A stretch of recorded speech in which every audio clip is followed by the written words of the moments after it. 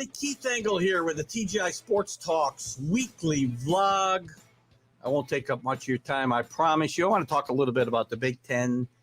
The Big Ten's new TV deal being finalized. It's been rumored for weeks that it'll be in the B's, and it is, in fact, in the B's. So those of you who know, they've been negotiating. ESPN was part of this original negotiation along with ABC, who's one of their current partners now. But that has gone by the wayside. ESPN and ABC fell out of these negotiations, and we're going to see going forward CBS, let me get this right here, Fox, CBS, and NBC will be giving the Big Ten more than $7 billion over the next 7 years.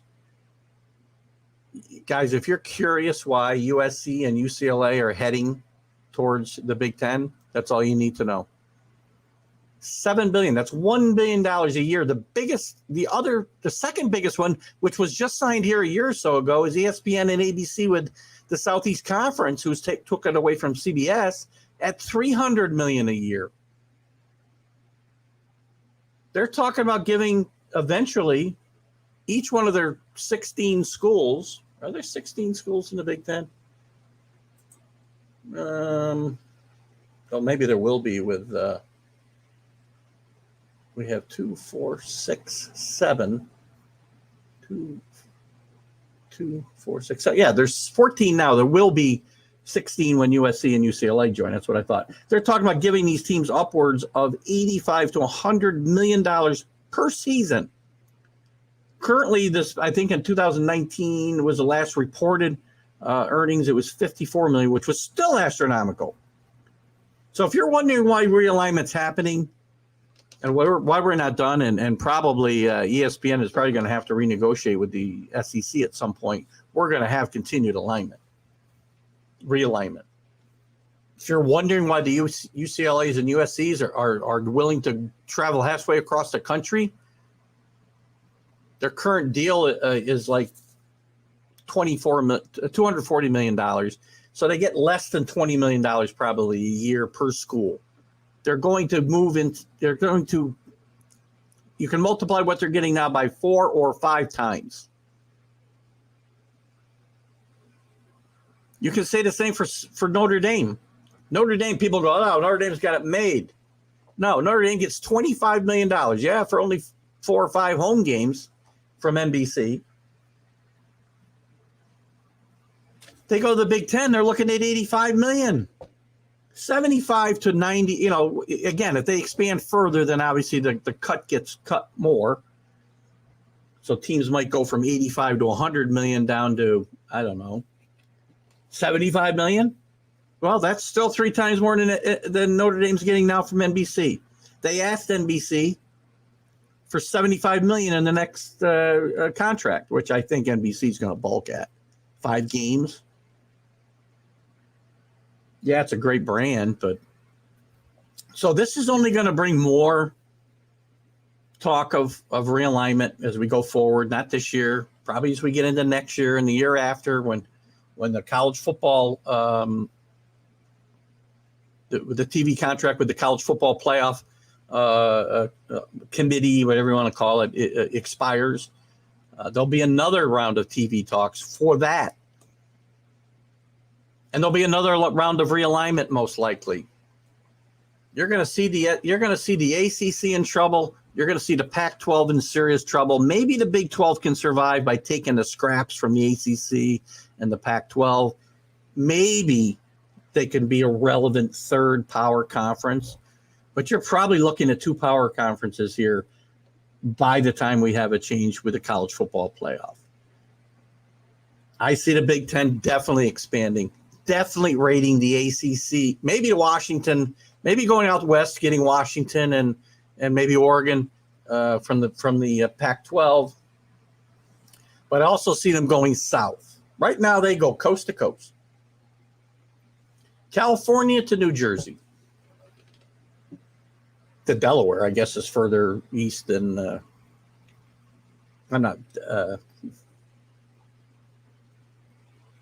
Maryland, excuse me. It's further east probably than New Jersey. I'm not good with geography. But they're going to go south, guys. The Big 12, Big 10 rather, is going to go south. Miami is a perfect fit for the Big 10 from an academic standpoint, just like Notre Dame is. And we'll go back to Notre Dame for a quick second. Why the Big 10? Why not the SEC? I mean, I guess the Big 12 could have a big coup if they were to get Notre Dame to come there, but it's not going to happen because the money's not there. So Notre Dame's not going to the SEC because the money's better in the Big 10. They also fit better from an academic standpoint, from a regional standpoint, which doesn't really mean anything anymore, I guess. They'd be able to continue some of their rivalries with USC, for instance, and they play rivalry games with the Big 10 teams, Purdue, for instance. Through the years, they played Michigan. They play Ohio State this year. So academically, they make sense. Out of the ACC, the teams that make sense there, the Miami Hurricanes make perfect sense. Very good academic school. They match up profile-wise there. They match up because the Big Ten's going to want to go south. As I said, they're east to west now. The only thing they need to do is head down the southeastern seaboard, and they're covering pretty much the entire country. So you should look for them to go after the Miamis of the world, probably the North Carolinas of the world. And don't forget, this isn't just football. This will affect basketball as well. A storied conference like the ACC in basketball going away is a bigger story than football. So let's look at the ACC for a second. Clemson, perfect for the SEC. Boston College will get left on the outside. Florida State, maybe SEC bound, maybe. Doubtful that the Big Ten would consider them. Louisville, probably on the outside looking in. North Carolina State could get looked at by either the SEC or the Big Ten. Syracuse, most likely on the outside looking in. What's that going to do for their basketball program? Wake Forest. And again, these teams, when I say they're left out in the cold, some of these teams are going to get picked up by whatever remnant of a league is left, whether it's the ACC, the Big 12, or the Pac-12. My guess is the Big 12. We'll gather some of these teams together, the Wake Forests of the world, the Louisvilles of the world. Duke has been talked about with the Big Ten. Certainly fits, not football-wise, profile-wise, but academic-wise. It would be a boon to the league for basketball for sure. But how weird would it be to be watching Big Ten basketball and seeing Duke and North Carolina, playing in that conference? Hopefully, if they go together, so we don't lose that rivalry. I'm not telling you this is a good thing, by the way, guys. If you've watched my vlogs in the past, you know how I feel about this. You know how I feel about historic rivalries going away. I don't like it. Georgia Tech probably left out in the cold. Miami, I think, is a Big Ten possibility. North Carolina, probably a possibility for both the SEC and the Big Ten. I think a better fit in the Pac-10. Pittsburgh would probably be left out. Virginia possibly could be considered by both the Big Ten and the SEC, but Virginia Tech I see going away as well.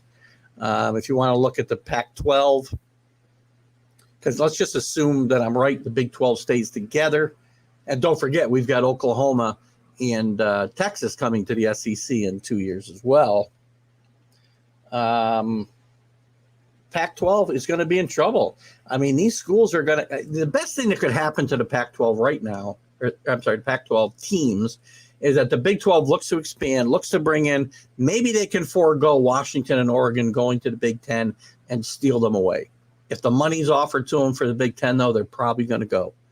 Makes more sense to stay in the Big 12 from a regional standpoint, but that doesn't matter, apparently, to the powers that be in college football. The Arizona teams would be in play for the Big 12. Colorado could be in play. Stanford, there's rumors about them considering the Big 12 or just going their own way. They would fit academically. They'd still get to play Notre Dame, let's say. They'd still get to play USC and UCLA, and it would extend that western part of the Big Ten and have more regional matchups, but they're kind of a wild card. We already know about UCLA and USC. Utah, another wild card. Big 12 fits them perfectly, and they'd have to start all over again like they did in the Pac-12. But And then Washington State might be left on the outside. Who knows? So that, and then these other teams that get left over out of the ACC and the Big Ten are going to have to consider. I'm sorry, the ACC and the Pac-12 are going to have to consider. If they don't get swooped up by one of the big three that we just talked about, well, Big Two and littler one, they're going to have to consider the Mountain West if you're out in the Pac-12. You're going to have to consider the American football Conference, the AAC, the AAC. If you're, a team from the ACC that's getting let go, there could be teams from the Big Ten or the SEC that don't survive this realignment. Teams that are there now and have to find a new home. So some of these leagues, some of these group of 6 leagues, the non-Power 5 conferences, might survive and might get stronger because of this, but they're never going to be up on the level of where the Big Two are going to be and the little one, if it were, as it were. We'll see how it all flushes out. This is all speculation on my part, but this TV deal, this is where college football is going. And by the way, let's not forget something else. The way you watch college football and pro football, for that matter, is about to change. And we'll probably do a vlog on that all by itself soon. But a lot of these games are going to end up on streaming services that these networks have. NBC's got the Peacock network, right? Fox has their own streaming channel. CBS has a sports channel.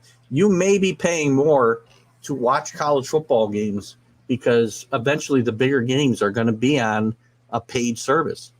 Amazon, Apple, they're getting involved in the NFL. They're very likely to try to get involved with these networks to maybe siphon off some of the games to go on the streaming services. So I don't know. The whole world is blowing up. College sports, pro sports, it's all about to change. College sports especially.